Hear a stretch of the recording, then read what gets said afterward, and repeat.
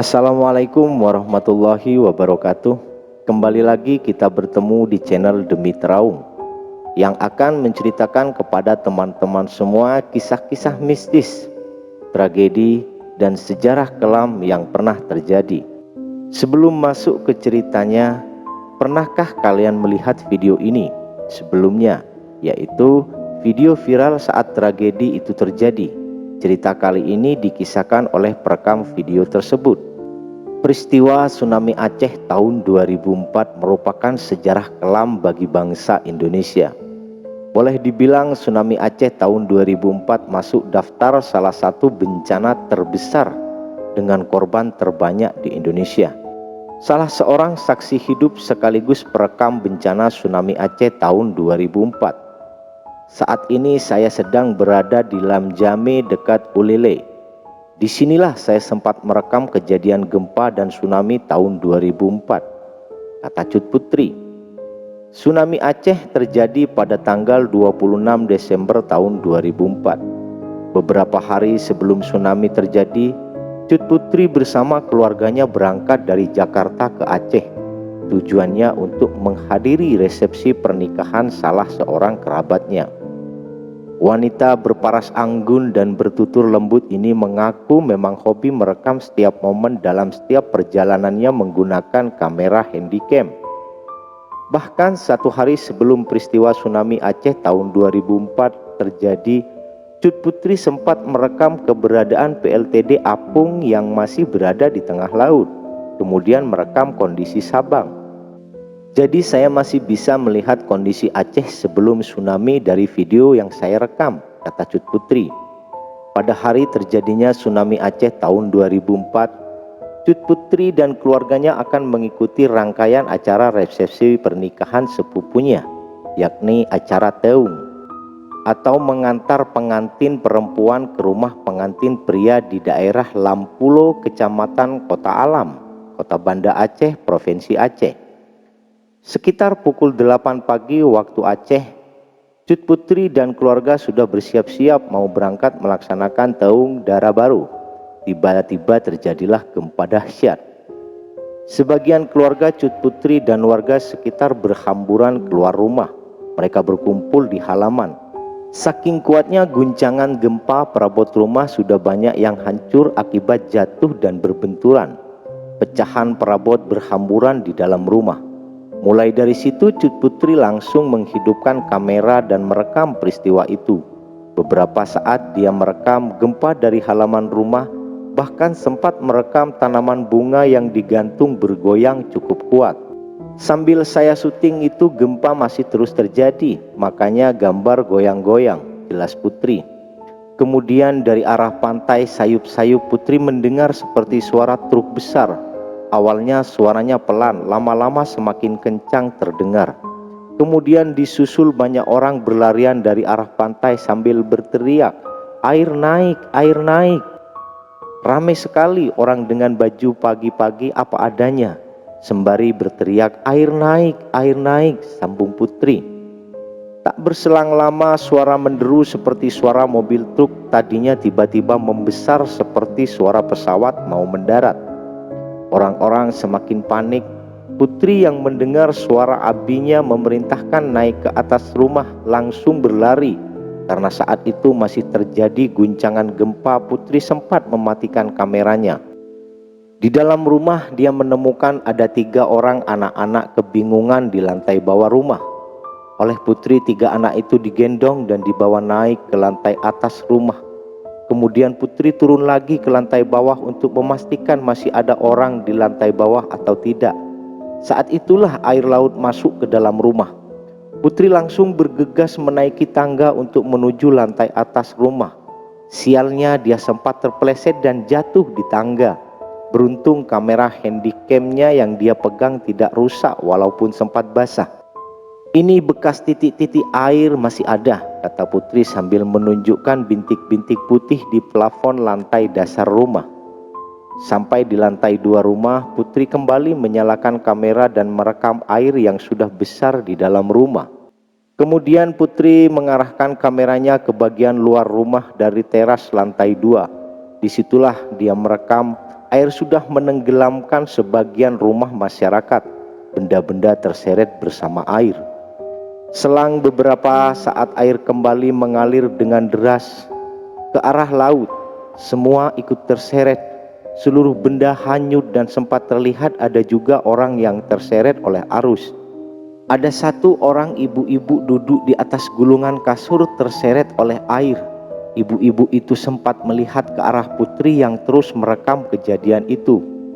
Saat itu saya berteriak, "Berdoa ibu, berdoa ibu, maaf saya tidak bisa membantu," kata Puri menirukan teriakannya saat tsunami terjadi 18 tahun silam.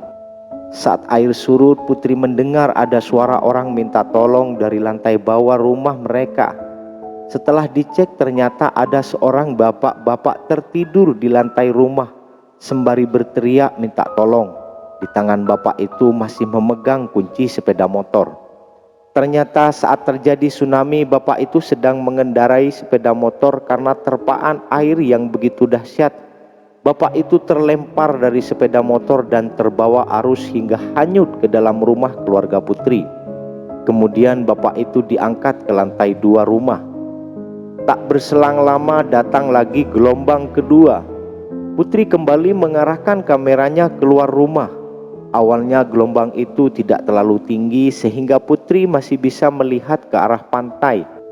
Dan saat itu dia bisa melihat pantai dengan jelas dari rumahnya. Padahal sebelumnya dari tempat dia berdiri itu tidak bisa melihat pantai karena terhalang banyak bangunan rumah. Namun saat itu semua sudah rata. Bahkan saya sempat zoom kamera saya dan dapat dilihat dengan jelas keberadaan pantai. Padahal jarak rumah ini dengan pantai sekitar 1 kilometer. Jelas Putri. Putri sempat merekam beberapa orang berada di atas genteng atap rumah. Mereka adalah orang-orang yang terseret saat gelombang pertama dan tersangkut di atap rumah. Saat gelombang kedua datang, mereka bertahan dan berupaya menggapai bagian atap rumah yang paling tinggi. Setelah air menyurut, Putri dan keluarganya bersama orang lain yang selamat bergegas meninggalkan rumah untuk mencari tempat yang lebih tinggi dan aman. Keluar dari daerah Lamjame jalan kaki ke arah Simpang Dodi. Untuk mencapai Simpang Dodi membutuhkan waktu berjam-jam. Karena banyak sekali puing-puing yang menghalangi jalan. Ditemukan juga potongan-potongan tubuh manusia berserakan. Ada potongan kaki, potongan kepala manusia, dan potongan-potongan anggota tubuh lainnya. Saya dan keluarga membolak-balik mayat yang dijumpai di jalan untuk mencari anggota keluarga yang hilang. Saking banyaknya orang meninggal, kami tidak bisa berbuat apa-apa. Bahkan kami sempat berjumpa beberapa orang yang sedang sekarat, jelas Putri. Saat sampai di Simpang Dodi, sudah banyak orang berkumpul. Sebagian sedang berjalan kaki ke arah Lamjame untuk mencari keluarganya. Kemudian Putri menjelaskan kepada mereka bahwa medannya sulit. Akhirnya mereka membatalkan niatnya. Putri kemudian berjalan kaki ke arah Simpang Ketapang. Di tengah perjalanan terdengar lagi teriakan orang mengatakan, "Air naik, air naik." Orang-orang kembali panik dan berlarian. Saking paniknya banyak orang yang meninggal tertabrak sama kendaraan. Putri yang ikut panik kemudian naik sebuah bus. Karena bus sudah penuh, Putri bergantung di pintu bus. Bus itu melaju ke arah Medan. Saat tiba di daerah Sare, Kecamatan Lembah Sulawah, Kabupaten Aceh Besar, Putri turun dari bus. Saat itu hari sudah malam. Saat itu orang di Sare belum tahu kejadian tsunami dahsyat melanda Banda Aceh. Kemudian pada hari kedua pasca tsunami, Putri kembali ke Banda Aceh. Dia kembali ke rumah tempat pertama dia merekam peristiwa tsunami Aceh tahun 2004. Saat itu air sudah surut dengan ketinggian selutut orang dewasa. Putri dan keluarga mencari barang-barang berharga yang masih tersisa di dalam rumah. Sementara mayat masih bergelimpangan di mana-mana. Begitu juga dengan puing-puing yang berserakan. Saya sempat rekam ada jenazah terbujur di dalam rumah keluarga saya. Jenazah itu tertimbun di antara puing-puing, jelas Putri. Dalam video itu Putri menyebut ada 4 orang keluarganya jadi korban. 1 orang ketemu jenazahnya berjarak 1 kilometer dari rumah tempat mereka berkumpul bersama Putri sebelum terjadi tsunami. Sedangkan 3 orang lagi tidak ketemu dan dinyatakan hilang. Video rekaman Cut Putri ini diserahkan kepada pihak penyiar dan disiarkan ke seluruh penjuru dunia. Setelah itu banyak pihak yang datang ke Aceh untuk memberikan bantuan. Sebagai kenang-kenangan, mereka yang datang itu menulis di tembok rumah tempat Putri pertama kali merekam kejadian gempa tsunami. Alhamdulillah, tulisannya masih ada di sini. Kepada pihak yang menulis, jika berkesempatan dan ingin melihat kembali tulisannya, alhamdulillah masih ada dan masih kami jaga, tutup Putri. Sekian cerita yang bisa saya ceritakan. Semoga video-video yang saya buat bisa menambah pengetahuan atau hanya menjadi sebatas hiburan untuk teman-teman semua. Silakan tulis di kolom komentar jika ada kritik dan saran atau info yang belum saya sampaikan.